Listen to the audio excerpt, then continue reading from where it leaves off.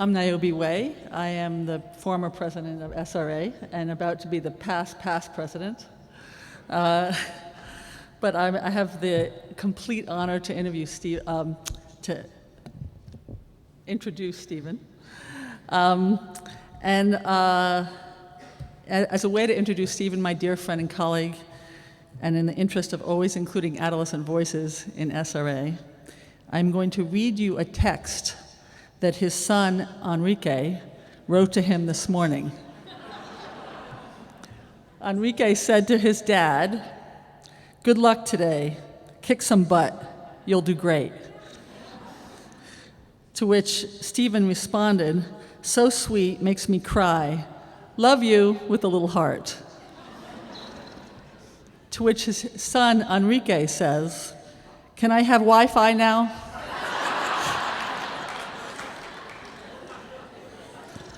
Yes, the joys of adolescence.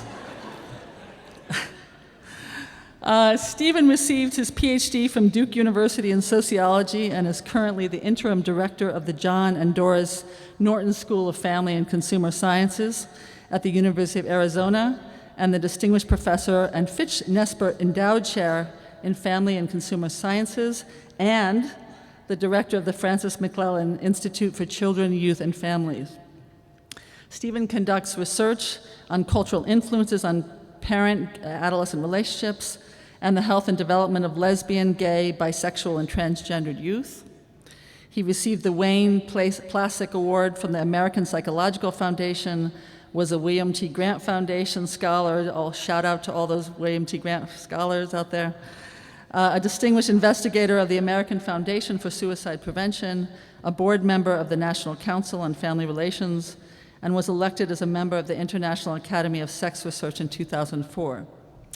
Okay, that's his bio. Now I'm going to get to the real stuff. Stephen is extraordinary in so many ways. I really am delighted to be up here and introducing him. He's been a tireless advocate for youth for a very, very long time, and looking at his vita, it's just a stunning vita of the diversity of what he's doing, the complexity and the depth of what he's doing is extraordinary.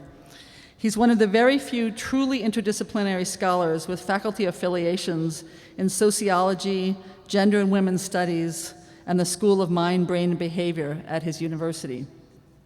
It's also typical Stephen to share his presidential address with our colleagues in the adolescent health field and to make SRA and SAM happen at the same time and to nurture that relationship.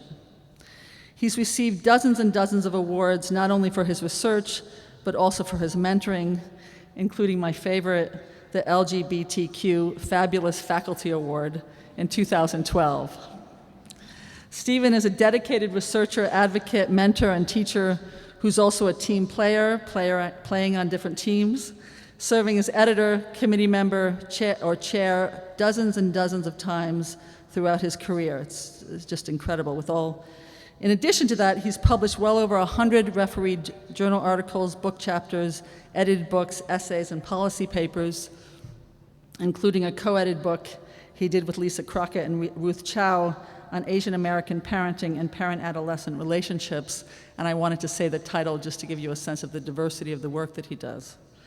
As president of SRA, he's taken the same energy he has as a researcher, mentor, teacher, and advocate to the role of president, and worked tirelessly on focusing the vision of SRA and improving SRA in numerous ways, including starting and getting the funds from the Jacobs Foundation for the Innovative Small Grants Program, and getting SRA involved in the International Consortium of Developmental Science Societies, which we had a panel about today. He's also brought the topic of social justice to the SRA table, which for many of our young SRA members, and for some of our older members, think it's about time. So today we have the treat of hearing him give a talk on the theme of adolescence, research, and social justice. Please give Stephen a warm welcome.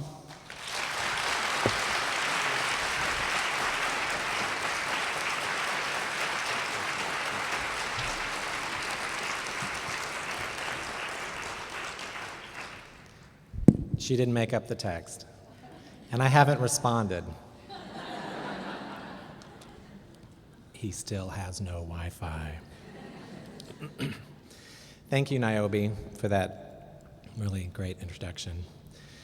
And thank you, Carol, for the welcome and collaboration, and thank you so much, Evelyn, for sharing with us the exciting ways that we can be involved in partnering with the Office of Adolescent Health and Society for Adolescent Health and Medicine, and to join our societies together to articulate a national research agenda for adolescent health. I'm so excited about that possibility. And we've gotten to know each other a little bit over the last year, and I want to point out, she has made, the fact that we have this new agenda is extraordinary. There are 5 staff in your office? There are more than that now? This is, for us to, it's amazing, and I think one of the things I learned was how could our societies be deployed in your service given the resources that the federal government currently allocates. And I think that what's exciting is that we can think about ways that our societies can do that with, in partnership. So I'm very excited about that. And so so the theme of the conference is social justice, and I have been thinking for only about 4 years for what to say this evening. This is a president thing. What you learn is that the first thing they think is, no, not a presidential address. And I've struggled over what I want to say about social justice research in adolescence, and what I realize is that when it comes down to it, what I want to do is give us some things to think about. And very simply, can we imagine our work as in the service of realizing the potential of young people? And in recent years, I've been trying to ground myself in perspectives from multiple vantage points and get my hands around ways of doing and thinking about and using research that feels authentic to the goals of doing science that's good, but also making a contribution to just communities for and with young people. And so I want to begin with I want to start at the end. I had a professor at Duke years ago who said, tell them what you're going to say, say it, and then tell them what you said. So I'm going to start at the end and make the point, the conclusions of my talk are that we need research on adolescence that's characterized by social justice. And what that would mean to me is the following, that it would be conscious of privilege in science and in our role as scholars and our role as researchers, that it would be conscious of the ways that science may contribute to inequalities and normativities, as well as potentially eradicate and dismantle them, and that would attend to urgencies. And I'm going to develop these 3 points, but the ideas are informed by a number of both theories and conceptual concepts in the talk, and I think they're responsive to one of our key elements of the SRA mission, which is that we value research as a foundation for raising children and for informing educational community programs, practices, and policies that shape the lives of youth. So we actually think, according to our statement, that research can do something. So for this talk, I'll begin with, I want to give you some narrative of myself and where I come from and how I came to these ideas. And then share with you ideas that help guide my thinking about the use of, and justice potential of science, of scholarship. And I'll do that by critiquing our concept of science, and I'll introduce some concepts to you that come from theories of the borderlands, the place where I live, theories of queer, and the notion of urgency. And I'll conclude with directions for how we might consider a program of just research on adolescence, that is research that is characterized by justice. But first I want to offer a narrative introduction to help contextualize the ideas that I'm sharing and why I think about the things the way I think about them. I was trained in the late 1990s in sociology at Duke University. Anyone from Duke here? Oh my gosh, one person. Okay, well, I feel that my training felt like a box, and that what we were doing in the context of that training was creating a box that was, at the time, mainstream quantitative empirical sociology of the kind of late 90s. And I should say that every third president in SRA our bylaws, if you don't know our bylaws require that every third president be a non-psychologist. So today I'm performing non-psychologist. This is me as the non-psychologist. But I feel like my training in sociology at Duke was like this. I was in a box, trained to be in a box, and I felt constrained by that way, by the training and the degree. I feel like I've been working with the flexibility of my thinking ever since then. And maybe I was thinking this morning, Michelle Fine talked about a picture that's too closely cropped. You know, it's like how can we see beyond, the young people that are beyond the crop of our photo. I also want to acknowledge that, I come from the United States, from the what we call the American South, and I do want to pause and acknowledge my extraordinary language privilege and the many people in this room and that are members of SRA and that have become my colleagues who come to this meeting and speak in a language that wasn't the one that they spoke in as a child in their home, and I cannot imagine that as a monolingual person from the United States. So thank you for coming to this place and speaking in my language. And I should say welcome to Texas, y'all, because I grew up part of the time here in Austin. And so that's part of this too. So my narrative intersects with my life in place. I view myself as an applied researcher, as an advocate, and sometimes an activist scholar, and I'm okay with that. And I have been working on a number of things. I started out in teen pregnancy, but then moved into parent-adolescent relationships and culture and LGBT issues and rights. And I live 60 miles from the United States-Mexico border. 5 years ago, we were gearing up in 2009, we were gearing up for the 49th legislative session in Arizona. And how many people, do I need to say more? How many people know about the 49th legislative session in Arizona in this room? Have some sense of what happened during that legislative session? That legislative session created compelling local realities in my community, and actually that were then exported around the world in the form of SB 1070, which was the famous immigration law that we created in Arizona and has then been replicated in other places, or has been tried to be. But it was also the time, 5 years and 3 months ago, Enrique came into our family. He was 13, and I used to drive him every morning to school on the south side of Tucson. Literally, we would leave our home and drive 20 miles. We would drive about a third of the way to the Mexico border, to a school, to the place where he had been going to school. And we would listen to NPR, and that January, there was a law that came out before SB 1070 that was a law that linked immigration to smuggling and made it a felony in Arizona to drive a car with an undocumented passenger. It turned that into felony smuggling charges. And so I'm driving my undocumented child to work every day, driving toward Mexico, frankly, passing every single day Border Patrol, because we are the center of Border Patrol for our region, passing Border Patrol on the way to his school. Later that summer, the state of Arizona passed a law that will effectively, if it is enacted, will effectively take the health care benefits away from my partner of 16 years at the time, now 21 years. And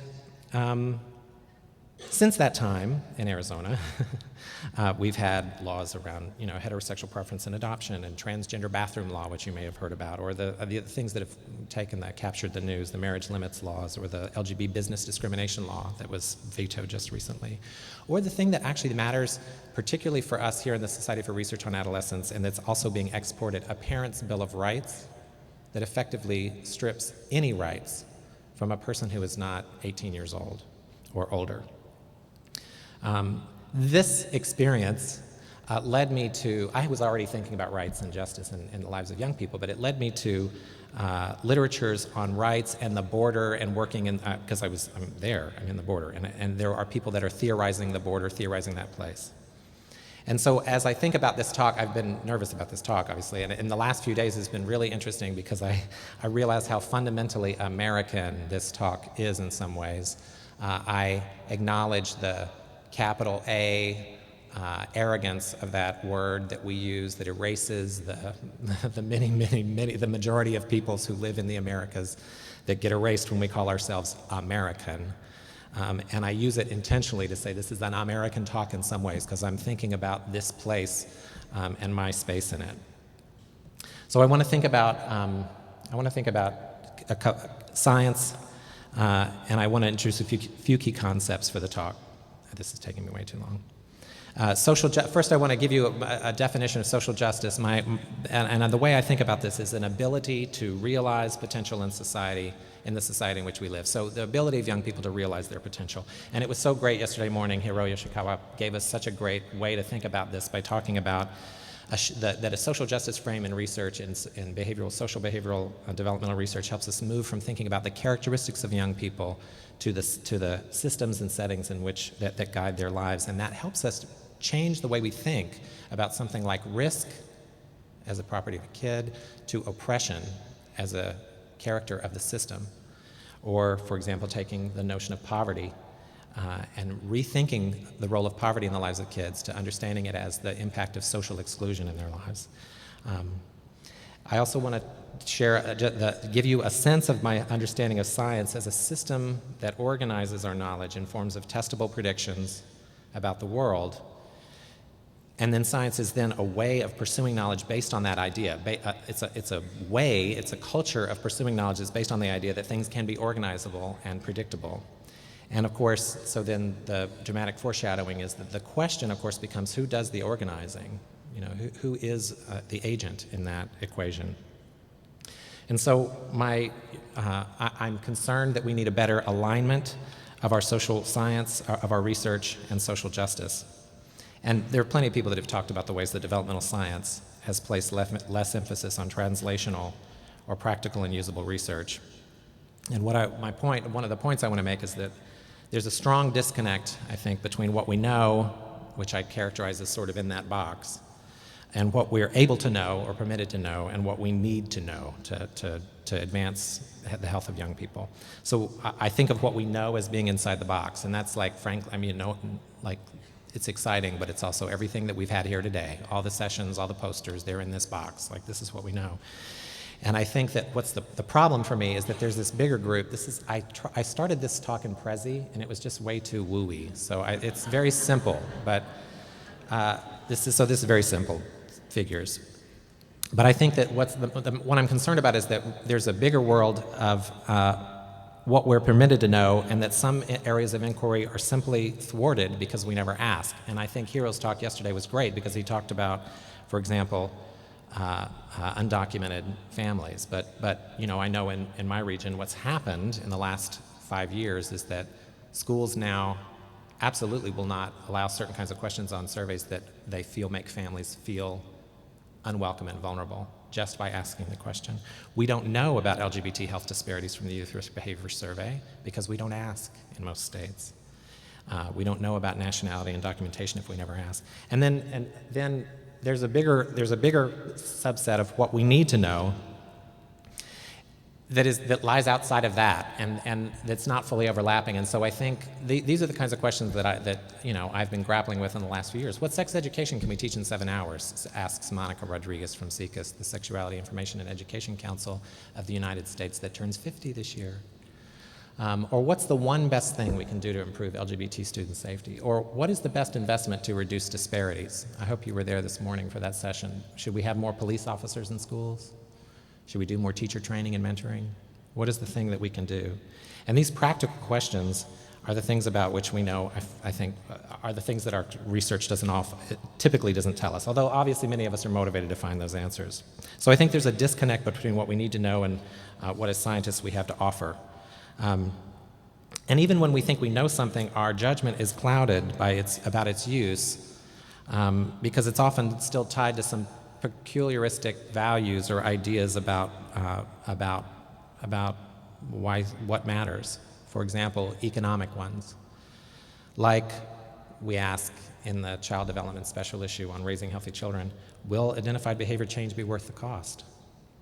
And I would point out that question assumes that we value cost outcomes rather than the practice, rather than the strategy of engaging young people in whatever it is we're engaging them in, as having some kind of form of inherent worth that might not be measured in dollars.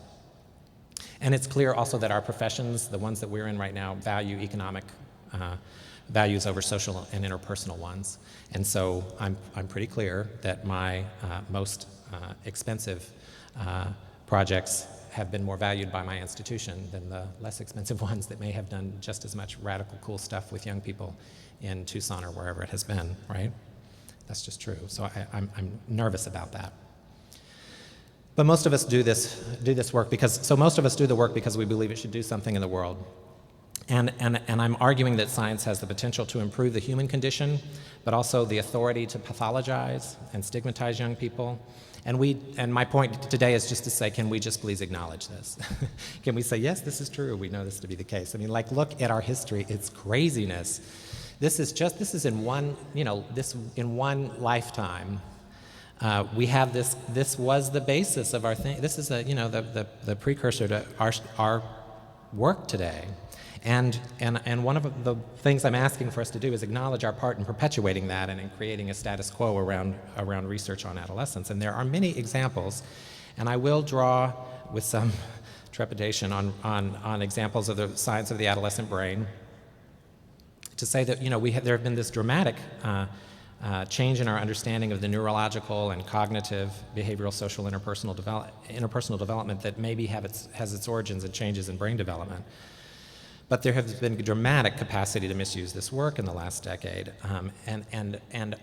we do the work, and I recognize that it gets taken up and framed by others. But I want to point out that this notion of starting an engine without a skilled driver at the wheel has gotten wildly misused. I worked with the 4-H Youth Development Program in California for a number of years, and I heard too many times adults that work directly with young people, either as professionals or volunteers, say, youth can't make decisions. They don't have self-control. So there are material consequences to this kind of thinking, and I'll point out this quote. I was an expert witness in a case in Florida where a school denied a high school club, a gay-straight alliance club, from meeting on its campus. And this is a quote from an expert witness from the other side for the school district, that the adolescent brain is physiologically geared for impulsiveness and risk-taking, and to put teens in a support club atmosphere is the worst-case scenario of the blind leading the blind.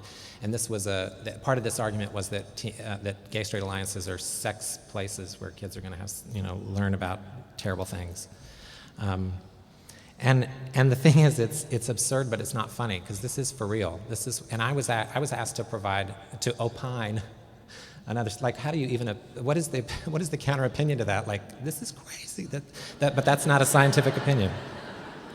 So my point is not to ignore the developmental distinctiveness of the adolescent brain. That's not the point at all, but to suggest that we have a responsibility for promoting a just understanding of it, an understanding of it that's based in justice. And these are stark examples, but there are many examples of those things. And so when we say things like starting an engine without a skilled driver at the wheel, let's also then make sure we follow up that phrase with the point that Hira raises, which is to say, and there are no street signs, and there's no paint on the ground, and there's no guardrails, and there's no driver's education, and you have to show a birth certificate to get a driver's license. I mean, all of those things, right? Let's talk about the ways that stigmatizes young people. So apart from the potential to pathologize and stigmatize young people, power works within science to create systems of dominance and believed differential rigor and value. And my point here is that the standard methods, or sometimes our gold standards, invisibilize and marginalize both young people and fields of study about them. So I want to say that we know that, so my point is that some young people remain invisible or made invisible by our scientific methods. So studies this is a no-brainer to everyone in the room. Studies based on school samples leave out young people that are absent from the school setting because they've been pushed out, because they never got there, because they're homeschooled, whatever the reason may be. And so they're missing from our base of knowledge. But it's more complicated than that, because what we do is young people whose identities are invisible because we never simply ask them. We have no health disparities in Arizona for LGBT young people because we don't know that they're there. We will not ask the question. Actually, it's not true. One of my great victories is that we asked it this year in the Youth Risk Behavior Survey. But if we don't ask immigration, if we don't ask nationality, if we don't ask about who kids are, or we ask in such convoluted ways that it's not aligned with youth's real experiences, and so the classic example in the United States is our federal approach to race and ethnicity, where you have to, in our study right now, we have to train community-based folks administering the survey to explain what we mean when the kids say, I'm Latino, none of these match. None of this is me. I don't have an ethnicity and a race. I'm just Latino. I'm not black or white or Hispanic. I'm none of those things, right? The other thing that can happen then is that we marginalize some forms of knowledge and some fields of knowledge. And I think this is a big issue, actually. I was on the plane reading the latest issue of the Educational Researcher, so those of you who are members of AERA, American Education Research Association, might have seen that. This vigorous debates about sort of what counts as knowledge. And we've been having this conversation with Evelyn about sort of what does this mean? Like, we have the best evidence-based programs out of the Office of Adolescent Health, but what does it mean? And this is a cautionary tale, because in the early days of abstinence education in the United States, there was a call from people like us for evidence. We were beginning to have a federal policy to implement abstinence programs in schools, but we said, wait, there's no evidence that it works, let's have evidence. But now, I would say the notions of evidence are often constrained by a particularistic understanding of scientific method and epistemologies and values that are related, for example, to control treatment design. So I've been working with groups of people and with Evelyn to think this through and to think about what works and how we could rethink the idea that statistical difference in behavior change in a treatment group that's potentially divorced from other kinds of contexts about what's going on for them, that we need to integrate decades of research from people here at the Society for Research on Adolescence, for example, that documents the ways that race, class, gender stereotypes undermine youth well-being. So should we be surprised that young people in a treatment group are less sexually active 6 months later if the program emphasizes wishfully outdated gender stereotypes, classism, or blatant heteronormativity? Right? Should we be surprised by that? And that example shows us that attention to one version of evidence or one form of science leaves us corrupt to the potential to pathologize or stigmatize some young people. And I'm not saying that's been the intent of our science or of our policies, but it's a consequence of the culture of science that we've created. So science has the potential to challenge or to reinforce social norms and cultural frameworks for understanding adolescence. And we've got to be especially careful because everything is contested in our field, right? And pick something in our field that's not a topic about which we have deep social anxieties. Pick something. Tell me what it is later, okay? Because I can't think of it. So I think I've probably made enough of my point. Science has this potential. How might we unwittingly decenter other forms of knowledge when we call on science? But how can we use it in a way that could be transformative? How can we use the rhetorical power of science? Could we take that box and could we flip it and spin it and turn it into a circle and break it apart or have it change colors so that we could use science for stewardship rather than presuming the expertise that it represents and the potential that it might pathologize. So I think everything we do, all of us have an embedded responsibility for constantly questioning the ways that science operates as dominance. So how do we reconcile our scholarly culture and engage in this kind of questioning? And I'm going to draw from a number of theories, concepts quickly. Not that quickly, but a little bit quickly. And I recognize the interdisciplinary nature of SRA, but let's be real. It's within the boundaries of social behavioral health epistemologies, and there's less representation of the cultural, historical, critical, or humanistic inquiries into the lives of young people, and there's a whole world out there. And even our language of adolescence, we know this. Everybody knows. If you don't know this, please just listen to this one point if you take nothing else away.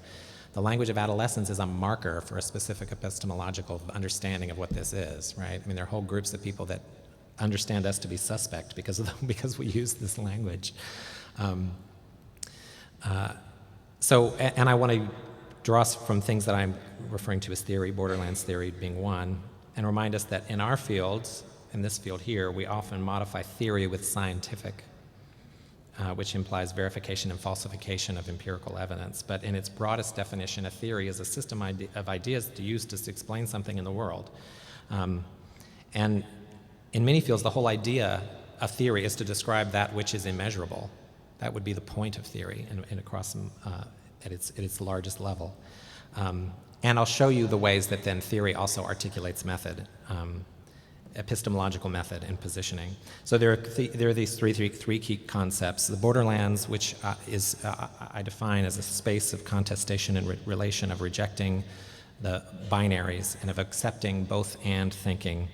And it helps us critically, I believe, examine our position as experts. The theories of queer are based in contested notions of gender and sexuality and the ways that gender, sexual, or other identities are defined or regulated in terms of normativities, or what's deviant, or what is normal. And what a queer perspective helps us analyze the normalizing potential of our work, or meaning the ways that our work could stabilize norms and meanings that leave some young people at the margins. And then finally, urgency, which I'm calling on to think about a force or impulse that compels or constrains us, and the quality or condition of requiring action, And so the idea is to analyze and value urgency in the balance of dimensions of scientific rigor, which is how I'm going to close out this thing. So quickly, the youth in the borderlands. And I'm starting to play with the box here. To consider borders, I use this here to mean our relation to science in light of power, as I've said, and the implications for our motives, our methods, our measures, and our interpretations. And this is the second time today that this name has come up, and maybe the first 2 times ever at SRA that I am aware of. But Gloria Anzaldúa, I love that you said that this morning, because I thought, I don't know that she's ever come up here. But Gloria Anzaldúa talked about borderlands theory as rooted in the dynamics of the United States-Mexico border, this contested place, and that borderlands are these moments or spaces or opportunities for awareness and resistance to one's oppression. It's a place where we're defined by relation. The border at the U.S.-Mexico border is not a line in the ground. It is a space that demands understanding and is the instantiation of cultural tension. It is about relationship. It is not about division, right? And so I can share with you this notion from Brambilla, who talks about multidimensional sites of negotiation, contestation, and struggle. And I'm kind of provoked by our logo, which I've hated ever since the beginning. And one of my jobs as society president was going to be to take on the logo, but I never did. I never got around to it. Isn't that interesting that our board, I don't know if does anybody that was here a long time ago when we got that, it's interesting. Maybe I don't hate it after all. It's like, it's the border logo, right? It's like telling us, that's a great example, right, of the ways that we are demanding some kind of relationship by acknowledging this void, this space between two things. And I want to introduce the idea of between, because I love this in rhetorical playfulness in a number of ways. On tween, on that hip term from about a decade ago for the new youth cultural period, and on youth, and the idea of the meaning of tween that was so clever because it was really about betweenness, but also the importance of between, of the beingness, of the idea of finding a way to be and to exist. And we commit to this, we believe this in our study of adolescents, because we have a stake in their potential, in their beingness. And I'll have a small aside here to just acknowledge that this whole notion of development, again, like the notion of adolescence, is contested. Our commitment to that is by other people viewed as suspect. Because some people note that by describing this as necessary, development as obvious, that we are positioning young people as victims or as pre-persons or as not yet ready, almost adults. And the way I make peace with this, just so you know, is that I think it's pragmatically, it's true. It's true in Arizona. There's a Parents' Bill of Rights that means that people are not citizens until they're 18 years old, right? And they're born here people. I like between because it can characterize us as scholars. We can understand ourselves as between, our work as positioned between the lives of young people and the ways that our work could reach out and make a material difference in the systems, programs, policies, actions that shape their lives. So I'm arguing that the first strategy to realize the use of science for the potential of social justice is to be skeptical of our expertise and to imagine ourselves as on the borders. So much of our research on adolescence is really, and look at our name, on adolescence, research on adolescence. I mean, it's, really? I remember I sat in a circle in Chicago 12 years ago with a group of people saying where we acknowledged this rhetorical problem of our society that we've never fixed. Okay, the logo, the name, I never fixed those things. So the challenge obviously is how to begin, and I'm saying that we're constrained by our training, by our methods. Think how hard you have to work to be a grad student now, to like figure out, to get your grounding. And I want to give you some examples of what this means to me, this questioning our authority. I'm with Arnold Grossman at NYU conducting a study of lesbian, gay, bisexual, transgender, queer youth. And this is a prospective study, and in our recruitment criteria, important recruitment criteria, is that the young people be LGBTQ. And after the first wave of data, we discovered almost 10% of the young people identify themselves as heterosexual. And I was like, they shouldn't be there. Get them out. And I said, no, we can't follow up on them. Get them out of our study. Who are they? And our very smart, community-based youngish, younger than me, well, actually young, community-based project leaders said, Stephen, just wait, give it a little time. And when we take a deeper look, more than half of those young people that identify as heterosexual, but that are in a study of LGBTQ youth, report some sort of sexual identity milestones. For those of you who know this literature, things like first awareness. They report minority stress. They report concerns about coming out. And so I'm guilty of not believing in the possibility of heteroqueer, of heterosexuality and LGBTQ, of jumping to the conclusion that young people are punking us to try to get the participant incentive, rather than considering the possibilities that they may be both and. And this is like, how do I put my expertise on the back burner and kind of listen and try to understand and learn? So what I take from border theory is an epistemological method of positioning, of reflexivity, of questioning my relation to the study. And so theory is the method here. I'm not abandoning the potential of science at all, but or even its authority, which I think we should use, but I'm seeking introspection and caution. The second is queer. And queer theory, some of you know, of course, builds upon feminist challenges to the idea of an essential gender. Gender is a part of an essential self, and on the close examination in gay and lesbian studies of the socially constructed nature of sexual acts and identities. And in this history of a contested understanding of gender and sexuality, queer theory expands the focus on the ways that gender, sexuality, and identities are defined or regulated in terms of normativity. So I've been trying to figure out, this is like my really bad PowerPoint way of saying, like, let's take the box and turn it and like make it change colors and go away, right?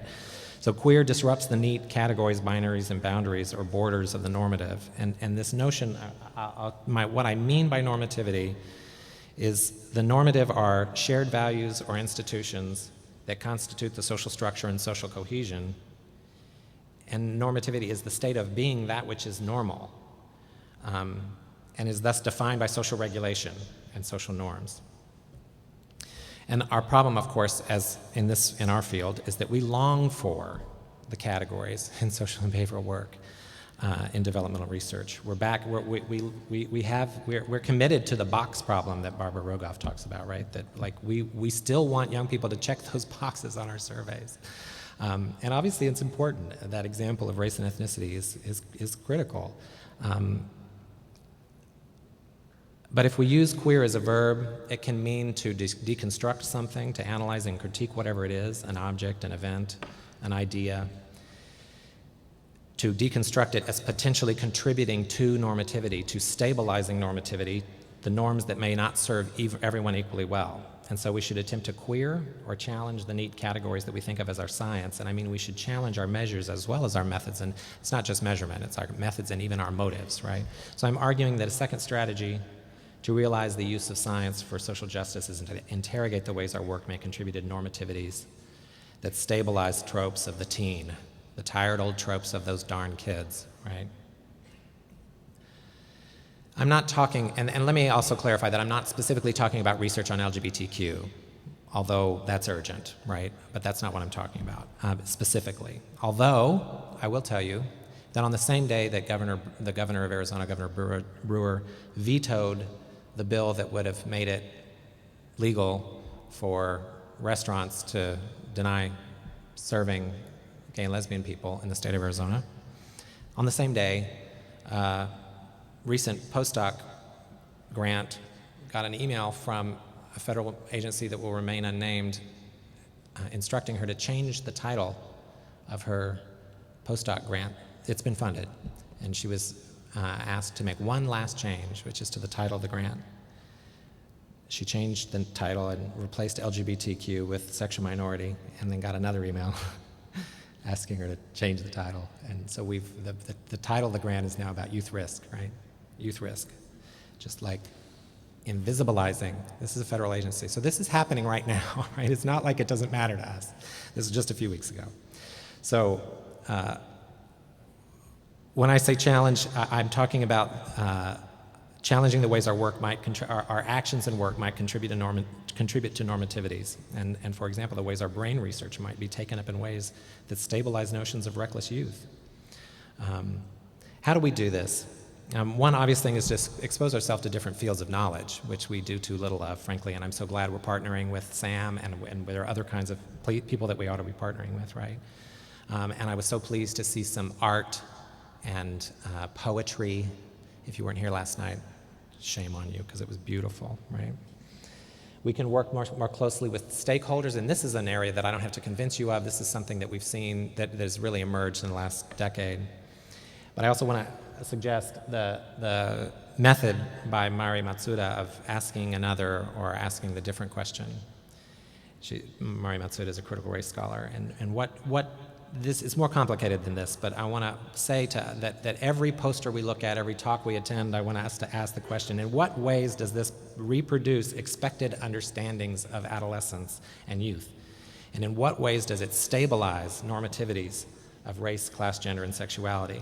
And so going back to the example of the heterosexuals in my study of queer youth, it occurred to me to ask myself, how do race, class, and gender shape the hetero possibilities for young LGBT young people? And it turns out that the heterosexuals in the study are more likely to be youth of color, they're less likely to be in college, they're more likely to be male, and we can draw from other work to help us understand the ways that heteronormativity may be compelling, and LGBTQ identities may be much less comfortable from young people from each of these groups, right? So I'm arguing then that queer is a method or a strategy for social justice and research. And finally, the notion of urgency. If we can challenge our own position in relation to our science, and we can interrogate the normativities that our work might implicate for queer kids or pregnant and parenting teens or for language minorities or for immigrants, I believe we could better understand and value that which is urgent as legitimate for science. Said another way, attention to urgent is thwarted by our role as experts and by our tendency toward the normative. So I'm arguing that the third strategy to realize the use of science for social justice is to value and even prioritize urgency. And I want to note that in that great issue of educational researcher, Chris Gutierrez and colleagues are talking about, elevating relevance to practice as a dimension of rigor in educational research. And I think I'm pushing that a little bit too by saying, like, it's not only relevance to practice, it's like what is urgent in the lives of young people. So questions about the role of science in the real world are always present. Our field too often gets caught up in our own self-perpetuating discussions of the uses of our work. So we get these questions that come from the child development special issue in Raising Healthy Children, which is such a great issue, and it's made me so angry when I read it. Because these questions, how do we define the evidence-based? What are the common standards for evidence? How do we validate proven strategies? What's ready to communicate given that science is ongoing? How do we maintain appropriate boundaries between scholarship and advocacy? And it's not that these questions are wrong, but they're so tiring to me because they're not asked independent of they're often asked independent of what's urgent for young people. So I want to ask these other questions. I want to ask, who gets to define the evidence base? How are they proven? Who gets to decide what the proven strategies are and how they're decided? And who decides what's ready to communicate? And why do we even think that a boundary between science and advocacy is realistic or desirable in the first place? And the case example of this is LGBT inclusion in all of our federal studies and all of our federal work, whether it's Department of Health, Department of Education, Department of Labor. I am so tired of it. We're still arguing about whether we should include measures of LGBT identity. We were talking about this with the young scholars over lunch today. This whole idea that we need to have a commission to study that for the next 5 years. And yet, a question on cyberbullying got added to the federal youth risk behavior survey in a 1-year period. There was no norms, testing, whatever psychometric, whatever y'all do to make sure that that was a good measure. It was just slapped onto the survey, right? We don't even know what cyber and bullying is, frankly. And we still don't have, we're still waiting for, not totally still waiting, because some of us have been doing a lot of work on it, you know. But we're still sort of ultimately waiting for inclusion. Defining urgency, I acknowledge, is complicated.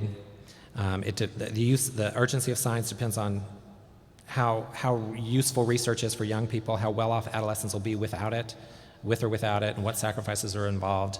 And my point is that my struggle is that I admit being conflicted about having grants for millions of dollars when there are a lot of kids that just need help. You know, to Enrique come into my life and think like, oh, I know what the $2 million could do right now, you know. But I believe in it. I believe in the significance of our science. But I believe it depends on the range of possibilities that are even options for young people to achieve their well-being. So I think this is where we need attention. Assessing urgency isn't in our current frameworks for dimensions of value in science. And we think about this so rigorously with regard to method and measure, about the trade-offs that determine the choices we make about the quality of our work. And we don't think with that kind of care and determination and sophistication about justice and about identifying dimensions of justice, including urgency in our work. And I'll just quickly say, you know, I've defined urgency as a condition that requires action. And so by definition, urgency might call on advocacy or even activism. And so I want to just say out loud here publicly in a presidential address at SRA that I'm okay with that. Even if our just participation is in public discourse, even if it's that the science isn't fully ready, science isn't ever fully ready. And as one of my early mentors said to me about when I was conflicted about what to say, he said, your educated opinion is better than others' wild guess. And a lot of people need to hear our opinions. So, I'm not sure there's a... I believe in the role of science for public good. I believe that our research has rhetorical, cultural, political value and power. And I believe that science matters. But the question is, how does it matter for who and why? Are we dealing with the minutiae of things that interest us, or things that matter materially in the lives of young people? As my really good friend and collaborator for years, Carolyn Laub, who's a community justice person, founder of a nonprofit organization that now serves young people around the country, said to me one time in a meeting when we were talking about some new really cool research finding, she stopped and said, Stephen, that's super interesting, but it's not what we need to know right now. And it was such a polite redirect to the urgent.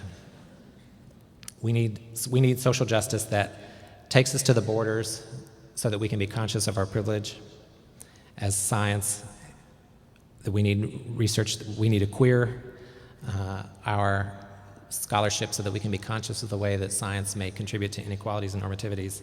And we need to incorporate urgency into criteria for good science. And so that's going to be my agenda for the next 10 years. So it's been an honor to be the president of the Society for Research on Adolescence. Many thanks for your attention.